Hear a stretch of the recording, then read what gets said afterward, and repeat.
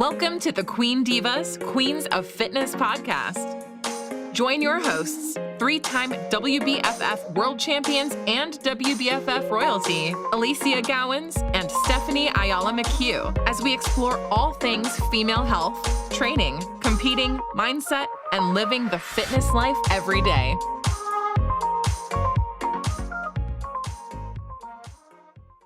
So super excited to come back online today after having had a few weeks off with my beautiful co-host, Stephanie. Hello, everyone. I'm back. I'm here. And we thought we would take the opportunity today to run through some of the things that have obviously been going down between our last episode where we had the most amazing guest on, Renee. If you haven't listened to it, go back, download it, have a listen, because she was just phenomenal. I don't know, but I really enjoyed having her on, Steph. I've had a lot of people comment since that have listened. Mindset, absolutely. Her story and everything she had to overcome. I mean, it was such a great episode. And right after that, I got freaking hit like a storm. And this is what I was just going to say. It's like we had her on and it was all about like health and this and that and mindset. And then literally the reason we have not been online is because, and I thought this was just an amazing topic for us to go into, because as everyone listening to this knows, and I made a joke about it offline, that Stephanie is like one of the fittest fuckers in the US, like quite literally. And she has been hit hard. so incredibly sick with the vid. She got COVID. Both Kerry and Steph actually contracted this. And, you know, look, we watched Kerry have it bad, but nowhere near as bad as you. And he seemed to bounce back quite quickly compared to you. And I think this is a really great segue into the fact that, you know, and Kerry's got comorbidities, right? Like he's got serious health conditions that make him at risk for, you know, potentially being a critical. They're hereditary, guys. He's a healthy man. He's super fit. He's just literally, you know, conditions with the heart that are just things you've got to be careful with, right? Exactly. Kerry, unlike you, had his double jab. Yeah, you know, what's interesting, and I think this is what a lot of people don't realize, and because COVID is such a topic, of course, for the whole world. I mean, it's a pandemic that everyone's having to endure. What people need to understand is that there's been different variants of COVID going around the world. And with the first wave, I think everyone's a little bit more common with it. A lot of people died. I'm not going to lie. Some immune systems could not obviously survive and get through it. But then you were able to find that a lot of people were asymptomatic. They didn't even have any symptoms, and they were, you know, spreading it around. And this second variant, guys, this Delta variant that is going around is what put me down. That's exactly the variant that I got. I was traveling, taking precautions, leading, you know, from like over a year ago when COVID happened. Like we probably only Texas only locked down for like a month or so, no joke. And I think people don't really understand when I say literally just a month. I think Australia has been locked down for like over a year, and there's a different type of restriction here, you know, when it comes down to different states. You know, I think because of that, we had the ability to travel. We were able to go everywhere, and I didn't get sick, you know, I didn't contract it. And this last time, my immune system was more compromised due to the fact that I did Worlds. I definitely leaned out, you know, down-regulated a lot of my immune system as well as hormonal function and everyday nutrients that, you know, depleted from my body. So trying to bounce back from a competition. So this is for anyone that is competing or doing a deficit. I think it's really important for you to prioritize your immune health and just trying to keep literally everything that means boosting your immune system, antioxidants, and really trying to make sure your vitamins are up to par, because this is when we can get more exposed and be more susceptible to catch any virus. It doesn't just mean COVID, right? And so me being in that state, coming post show, I don't really go out, guys. Like I'm a homebody. Like I work from home. Most of the time, a lot of the times I train from home, but now maybe the gym is the only thing that I'll go to. And then sometimes a few times to eat. And I went to the Dallas show. I'm not blaming it on any competitor. It just means that, you know, I was in public. I definitely got a lot of hugs. I was, you know, in contact with so many people, and we both contracted it. We both, like, Carrie got sick a little sooner than I did. And then obviously we lived together, and you know, we were both sick like a dog. And the first week, we really just thought we had flu symptoms. So just to kind of go over some of the symptoms for people to understand too, everyone reacts very differently. Carrie and I both had separate symptoms. Like, we didn't have, sometimes we had similar ones, but we both had complete different symptoms the whole time.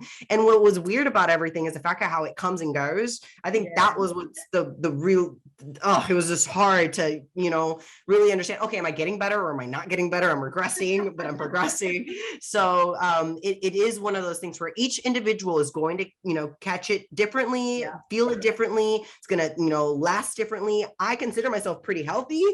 I, you know, do everything by trying to take blood markers, you know, as well as, you know, try to eat a very, very healthy diet and train year round, you know, and I think that because of this, we just think we're invincible and that we're not going to catch it. And I mean, it's really important to understand that no matter how healthy you think you are, and how unhealthy you may blame others to be, everyone at some point is going to catch it.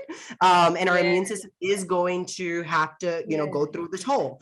And with, you know, the vaccination thing, I think, people that have health concerns have, you know, of course, comorbidities that, you know, it's really important for you to get vaccinated. You definitely need to get it. You know, I think that is very important for those that are in the age groups that are higher risks, you know, health concerns that have to do with your heart, as well as like just anything hereditary or just current conditions you have. And in the case of somebody healthy, like in where I'm just referring to, you know, I didn't go ahead and get the vaccination because I did not fall in those groups. I was not at risk. I didn't see the need. I don't have a job that's requiring me to get it, you know, and because of that, you know, I had my choice, and I think it's everyone's choice to make that decision, you know, in order to get it or not. This is not a pro or you know, obviously unvaccinated type of discussion. It just means that, you know, everyone does have to make their own choice and understand that, you know, you are going to be at risk regardless, because you're going to catch it anyway.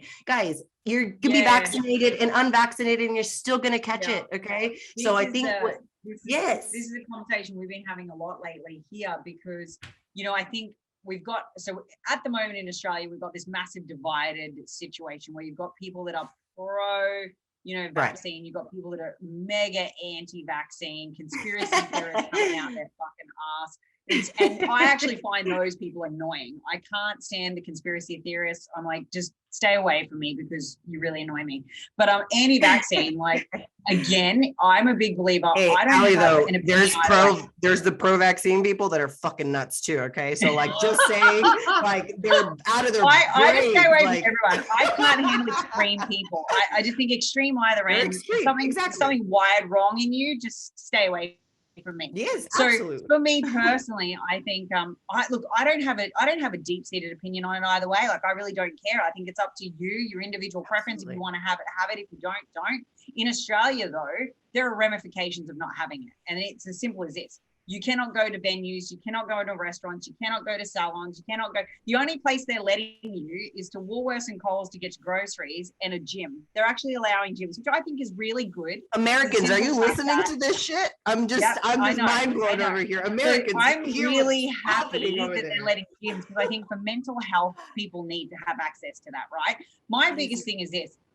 You're going to get it whether you've had the vaccine or not. And the likelihood of you getting it is really high, especially Christos and I have had this conversation, very, very high when it comes time to travel, right? You're going to inevitably be exposed to it. The concept of having it is not about removing it from you and making you invincible to it. It's about not stressing the community and the infrastructure of the hospitals and not having people in intensive care. Exactly. That's what it's actually about. So we actually have this big divide in Australia at the moment. I've got clients where their families are fighting in-house inside the family because they're basically saying, you can't come over to our house because you're not vaccinated. And then they're saying, you know, like, like having these big wars internally. Like I'm talking like brothers to brothers. And all do you hear what's happening though? It is almost as if they're trying to put everyone against everyone. If it's not a racial war, it's going to be some type of segregation, right? Like it's about this vaccine. Guys, everyone has their own opinion. Everyone has a choice. Like it should not be about being on different sides. It's not about that. Like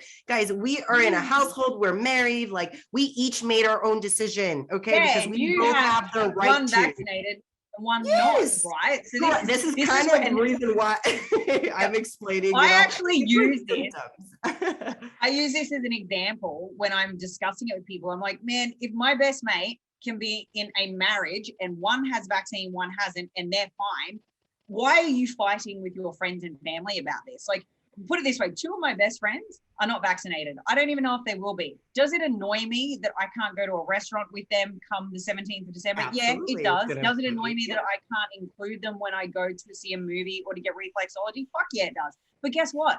That's their choice. I'm okay with it. And I'll cook dinner at home.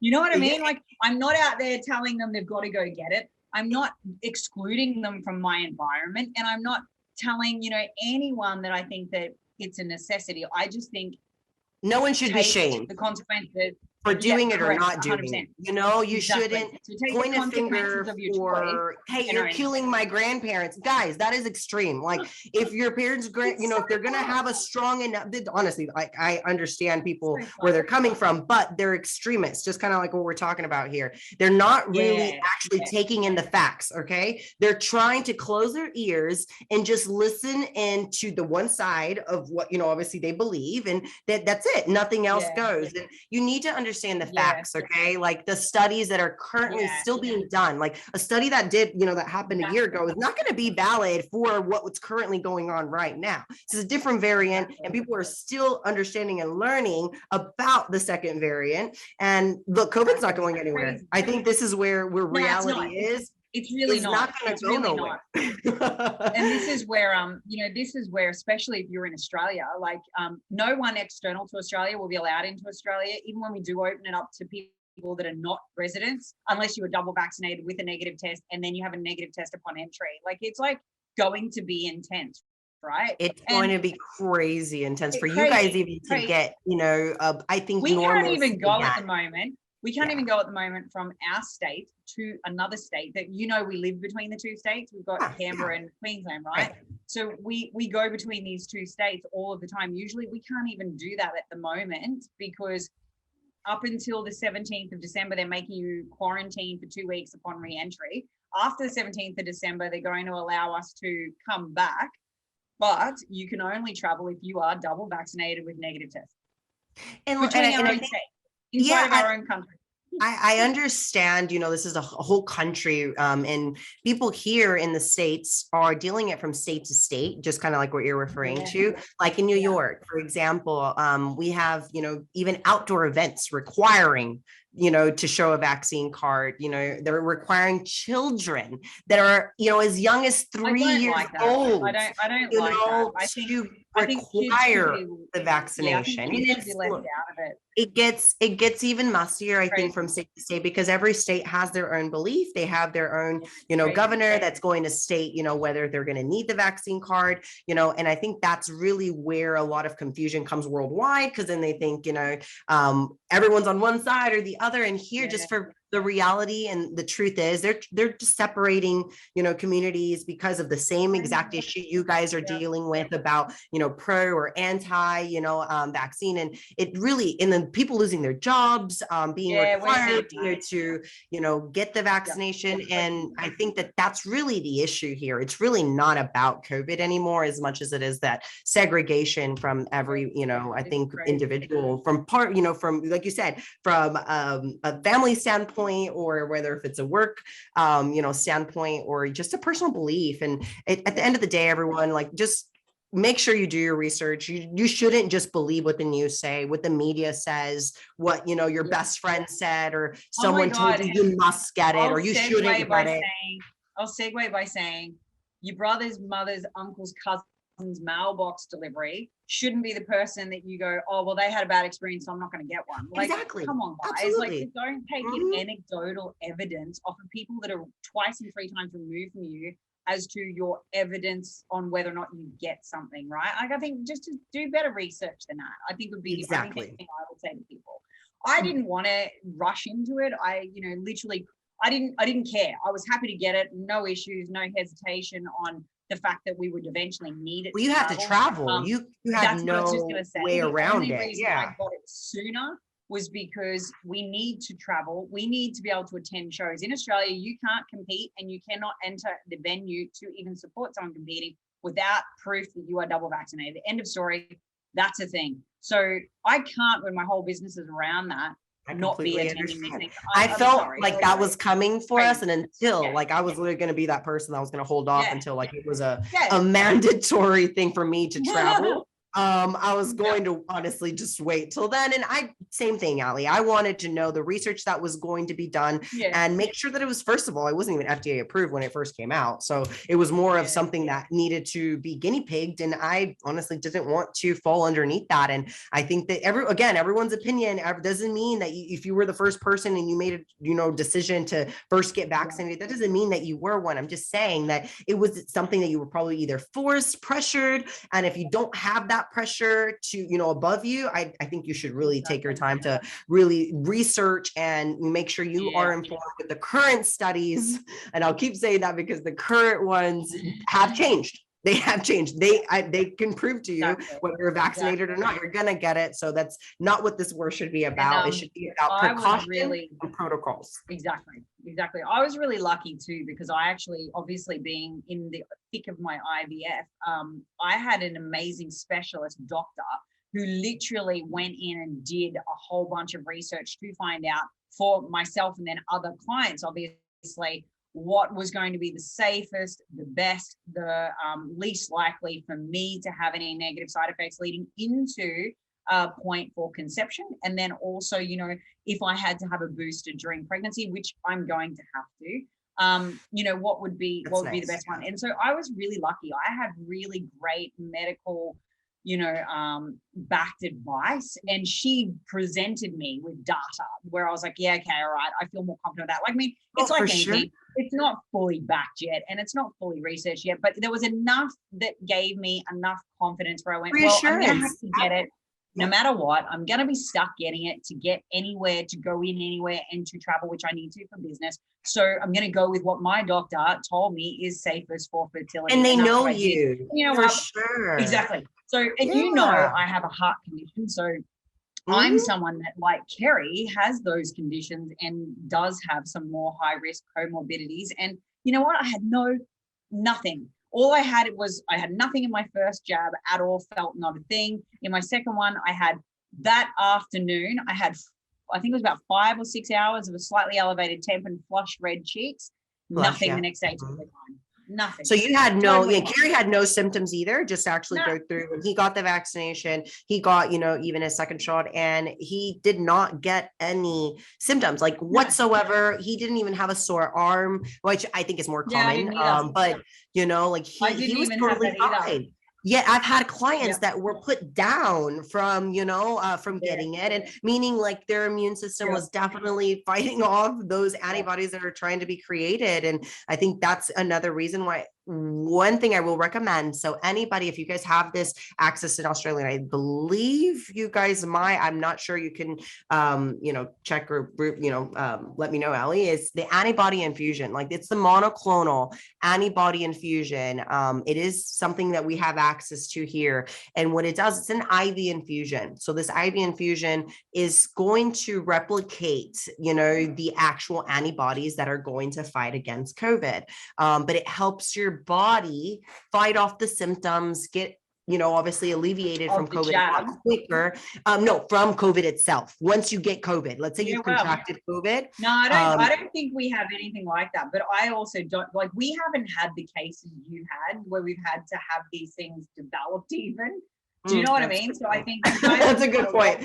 We have crisis here. Yeah, it was a big crisis. It's made a bit different. You guys definitely, like, you had the rapid testing structure, like you had all these things well before we did. But if you've got it there and it works, we will no doubt have it here at some point in the very near future, because we get most things after you guys have done them, tried them, tested them. Nothing that I know of at the moment when it comes to that. And I think, you know, as I guess our numbers increase and as we're opening up and as the population starts to just get it more, because it's obviously once they have the higher, vaccination rates, they don't mind just letting it kind of go through the country. Yeah, let it flow and let it kind of go through your immune system. Yeah, we all have to become immune. Like this world, the whole world at some point has to become immune to this. Same way the flu, kills so many people. We also have a flu vaccine, guys. Like, that's pretty well known. It doesn't mean you don't catch them. Exactly. Doesn't mean you don't get it. It just means that you're not going to get the symptoms as bad, right? And that's one thing I think as we're learning, about COVID, that's a good example between Carrie and I is that, he didn't have the symptoms as severe as myself, but he did have them linger a little longer, just kind of coming and going. Again, but it means every individual is different. I was down, just so you guys understand some of my symptoms. So you guys kind of down. I was down to where I had like the literal flu, because I really could have sworn it was the flu when I first got it. It was just the body aches, fever over 102, 103 fever, trying to literally sweat out everything. You can't hold anything in, you're really just under the covers, yet you're cold. It's just practically like if you're just a kid. I remember all it did was flash me back to like when I was a child, like just remembering being so sick from the flu. And that's really all I could really relate it to until, the headaches got so bad that I could not, and I kid you not, I couldn't really do anything but lay or sometimes just be lucky enough to kind of walk to the kitchen. Otherwise, Carrie was bringing me everything to bed. Like I couldn't even stand the pounding. Like I felt like my brain in school was open. Like that's the best way to put it. Like it was so tender and like it just felt like you could just take my brain out. They say that it's all swelling and inflammation. It's the swelling. It was so bad.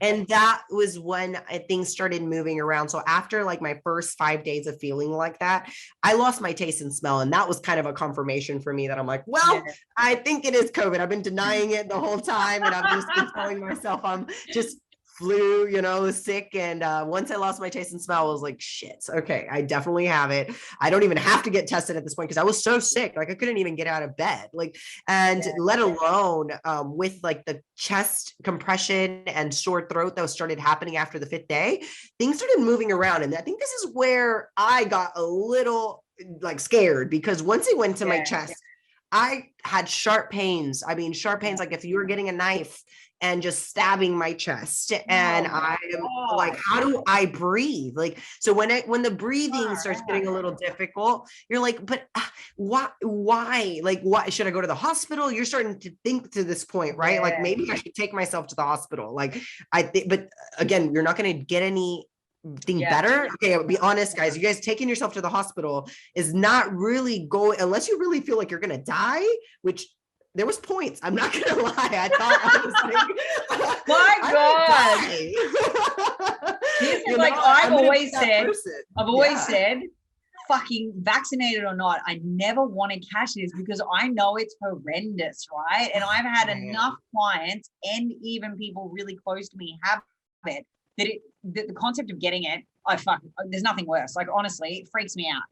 I genuinely then look at someone like you and I'm like, you're honestly one of the healthiest, fittest people I know. I know exactly how you live day to day. So I know how robust your immune system is. Even the way you prep is solid. So I even know that as a slightly compromised immune system, your immune system is still better than 95% of the normal population at its lowest. So for me, when I watched you literally, you couldn't even message when we found out we were pregnant. You were that dead to it. You took a week.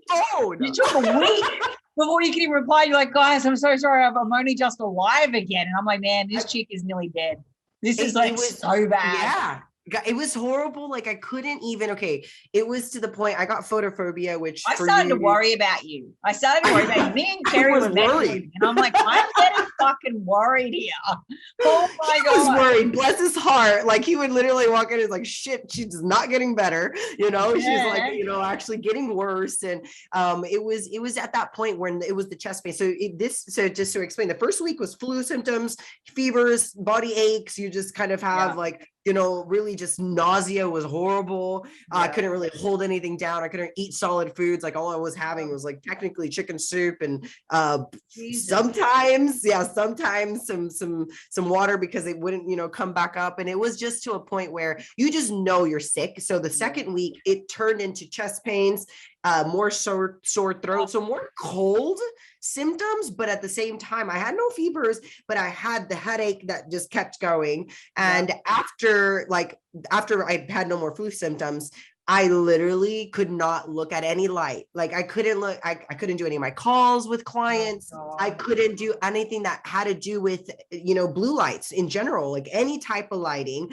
I would get massive ringing and just like the head pain was so bad. I'm like in a dark room. I was a vampire for a good 2 weeks, guys. So I didn't leave. I kept everything with black curtains and I couldn't look at my phone, and it was horrible because everyone's sending me such, sweet messages. The clients are worried, like, are you gonna die practically? Like, and I'm not able to do, like, Allie, you gave us the news and Carrie came in and I remember kind of cheering in bed. I was cheering in bed and I was like, yay! Oh, I can't. Okay, I'll turn around and just try to make my chest feel better because it was such a harsh pain. All I could do is curl in a ball to try to like alleviate, because guys, there's no much. I was taking so many pain medicine, acetaminophen, and trying to just get the fever down and pain, the muscle pain, as well as like just the body aches down. It really did not go away. So which is why just things that I did want to kind of cover for anyone that's going through COVID or is having maybe symptoms or starting to feel that they might have it, is making sure you actually switch to aspirin. I think this is one of the mistakes that I made even during this time, that I was taking so much acetaminophen. And I mean, of course, not to the overregulated amount. It just was day to day, guys. I got worried after taking it for 2 straight weeks. I call a doctor, like, guys, I don't think this is healthy. Like, I don't think I'm supposed to take acetaminophen and pain relief medicine for over 2 weeks. Like, I've been taking cough suppressant as well as, pain relievers just to get, fever and pain down. And I don't feel comfortable taking it past 2 weeks. So I'm just not going to take it anymore. And they're like, regulating a little bit more of my dosage. And they're like, aspirin is really what I want you to be taking. Switch over to aspirin. And this is actually from a holistic doctor that I started actually connecting with, because the other was just more of a, your body's going to get through it, right? Like everything is going to be fine. You're fine. You're healthy. They label you as healthy. So they just assume that you're going to be okay. And it wasn't until I started doing some of those protocols that it really did help me. And I boosted more vitamin C. So I normally take about 500 milligrams daily of vitamin C. I boosted that to, 1,000 milligrams. Normally take anywhere from 25 to 50 milligrams of zinc, and I doubled that for a good week. So I was taking about 100 milligrams of zinc daily. I was doubled by my D3 as well. My K2 D3 specifically, what I was taking, I had that at 5,000 IUs. For the first week that I took it, though, that I doubled it, it was 10,000 IUs. And then I went back down to daily of 5,000. And then afterwards, I mean, it was just trying to do like IV therapy, which was the antibody infusion that helped tremendously. And if you don't have that over there in Australia, you guys, the glutathione helped me tremendously as well. And just doing like just getting a B12 booster shot, or, also trying to get, obviously your vitamin C up. I'm sure you guys have some like Myers cocktails type of IVs over there that you guys can order up. But that did make my body feel much more rehydrated. I felt much better. I felt like my bodily fluids were actually kind of normalizing. But then overall, like the medicine that really got rid of COVID for me was ivermectin and hydrochloroquine. And those were the two that were prescribed, and they are prescription medicines. So not everybody, it's just because it wasn't going away. I was to the point, my chest pain just was not, I'm like, how long did it take before the chest pain started to subside for you, babe?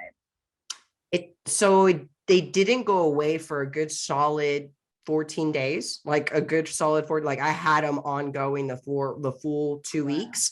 But then afterwards, like I still had lingering for the next week. My symptoms, like they just moved. Like one day it was the chest, the next day it was my throat, the next day my ongoing. I think very common denominator was the head. It was just swelling. Like overall, you just have a headache every day, and you get so down, guys. Like you're just it's not unmotivated. It's like just depressed. Like you're just depressed about what you're going through because you don't really have like anything to look forward to. You have nothing, you can't do anything. And so the more you try to do stuff, I will say I tried working a few times, the more I kept getting sick. So I tried doing a few Skype calls with someone. I'm like, it's just talking, I would hop off the Skype calls and I couldn't breathe. Like it would be to the point like I am just gasping for air I had to go lay down for the rest of the day for just doing like 2 hours. And I'm like, I can't work. Like I can't, this is horrible. But guys, like after the symptoms kind of go down, it's really more of lingering symptoms. Like I still don't have my smell 100% back. My taste came back after. It's a good and bad thing. My taste buds going away was the hardest. I like, especially you get this, Allie, because we're foodies. Like we love taste and we like flavor, and that was the hardest part for me during the whole like downtime, was not being able to taste my food nor smell my coffee or taste my coffee. Like I stopped drinking even coffee because I was so depressed. So I was like, this sucks. Why am I even going to drink it? Like, why am I going to drink it? Smell it? I can't taste it. Like, this is bullshit. I was like, I can't. So I would just cut it out for a couple weeks, and I can taste it now. I'm good. Like I've had my taste buds back. My smell isn't really back. I did smell one of my dogs like a couple days ago that I'm like, I think my smell is coming back. So, that was kind of because I tried buying my mom a perfume for Christmas before she left to El Salvador, and I could not smell any perfume. And those things are strong as hell. And I was like, yeah, I can't smell any of these. So Mom, I hope you like the perfume. I've got a couple of clients that literally are 6 months on and their smell still hasn't come back properly. I've actually had one that for 3 months still no real taste again, like some things slight taste, but not full robust taste. And I'm like, oh my God, I'd want to slit my throat. My face, how many messages I got of people's stories, like from my, just from my stories in general, telling me their stories. And I was getting so worried. I was getting to the point where I'm like, it's going to be me. I'm going to lose my taste buds. God, what did I do? What did I do to deserve to not taste my food the rest of my life? I was depressed. I'm not gonna lie. It was a very humbling, yet something that I think we all learn from all these things that we experience have really made me a lot more grateful for my health and even things that we do every day. I think you hit the nail on the head though, and this is something I was just going to touch on. It's probably the biggest principle that I talk about with all of my clients when it comes to this process and this whole health scare, is that your health has got to be your primary focus, right? Yes, so if Stephanie, who's one of the healthiest people that we could imagine, got knocked on her ass so bad, imagine if you are compromising your baseline health every day, and then you go into this illness, potentially even vaccinated, but you go into it and your health markers are really low, you're going to have this so much worse than you really need to be experiencing it, right? So I'm a big believer that vaccinated or not vaccinated, let's take that out of the equation for the moment. Focus on your goddamn health. Get your immune system up. Make sure that you're feeding yourself properly. Make sure you're balanced, nutrition covers up all your micros as well as your macros, so that you've got everything your body needs to function optimally and to fight systemic conditions like this, right? I think 100%. Even if you are vaccinated, don't be an idiot and think all of a sudden you're not going to catch it. Still focus on health, because it's a combination of things that will make the severity of this less for you. And if someone so healthy can be knocked on their ass so badly, that's the main reason I wanted to talk about this today, is to show everyone that, hey, you know what? Even the greatest can fall really quite heavily with this. So I think focusing on and looking at daily habits and looking at, the things that you're doing and your lifestyle choices might be the biggest way to prevent this illness being so severe. And it might also be something that, makes, if you do choose to have the vaccine, even a more protective agent, like, I just think it's got to be about more than just a 1,000%. magic jab. I think it's got to be your actual focus on health. I think it's got to be. You nailed it, Ali, because if you can take anything from this, is not even about, whether you should get it, whether you shouldn't. I'm telling you, just from personal experience, as well as just watching a day-to-day, we have so many cases here, so many different type of scenarios. This can kill you. Look, this is just pretty blank, and it's pretty known around the world. If you are not healthy and to a point where you aren't taking care of, of course, your immune health and things that should be your priority, you might get put on your ass, not just like me, but actually end up in the hospital. I know of some other, and this is not to scare anyone, this person was vaccinated. So on top of that, they're still in the hospital 3 months later on a ventilator, and they were healthy.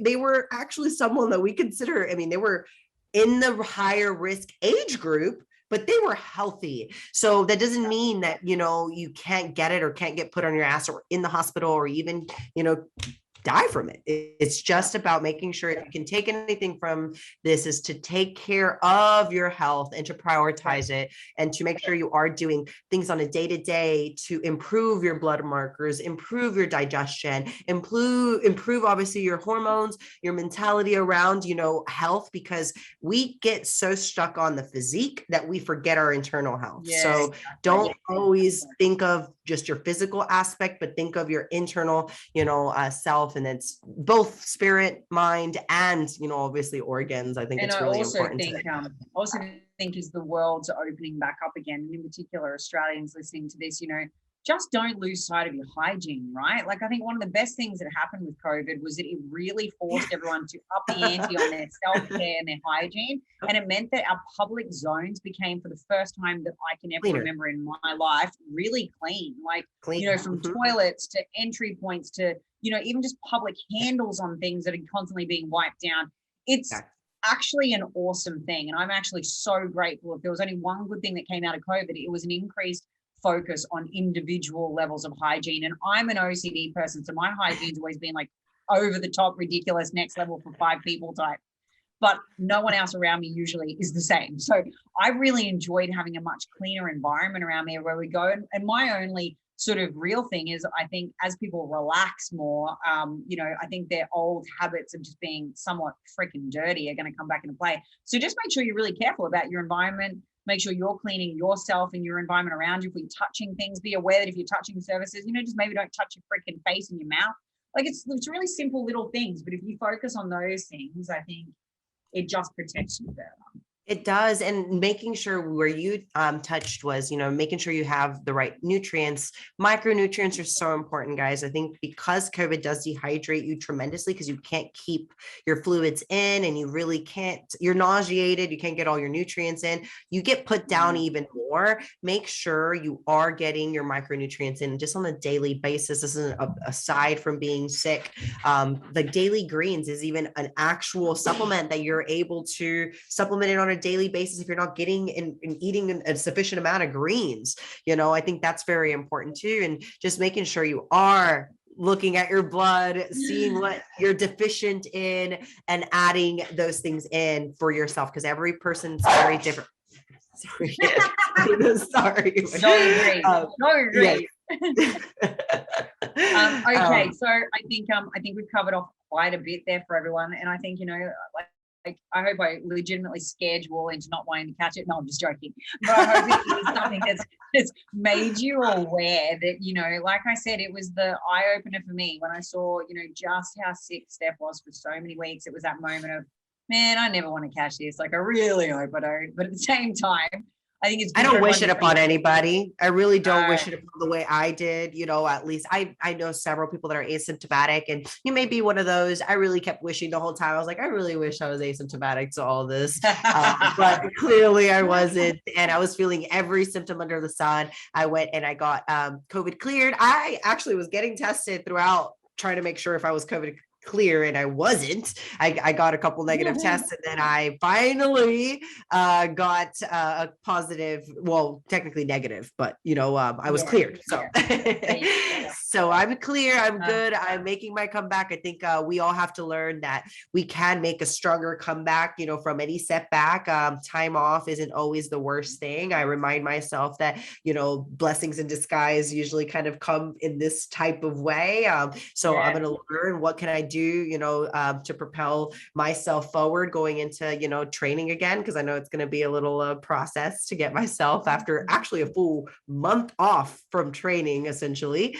It's going to be interesting. So that is definitely going to be a journey. I'll be trying to share as much as I possibly can. But I, appreciate every message. It never went unseen. Even if I didn't respond, I promise, I appreciate, and I really, really, really loved every single one of them. And I just felt the support and just like the concern of everybody, including you, Allie. You guys were always checking up on me and, just making sure I was all right. And I'm alive. People like down and out for the first week, she's sick. But the second and third weeks was where I was like, fuck, she cannot fucking die, people. Like, I remember having a moment of, she cannot be one of the statistics, because I just can't handle that. She cannot be.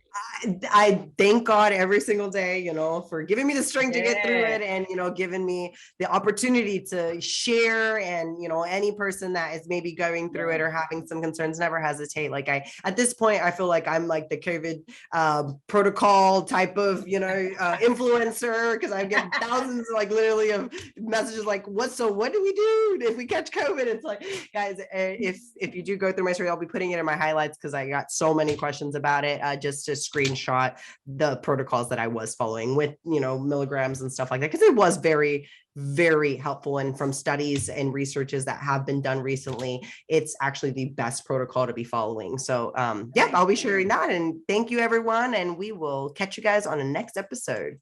Yay. Thanks, Steph. Thanks, Allie. Bye. Thanks for tuning in to another episode of the Queen Divas, Queens of Fitness podcast. Make sure you follow us on Instagram at Queen Divas Pod, on Twitter at Queen Divas 4, and follow our hosts on Instagram, Alicia at Alicia Gowans _WBFF Pro, and Steph at Stephanie Ayala 7. See you all next week.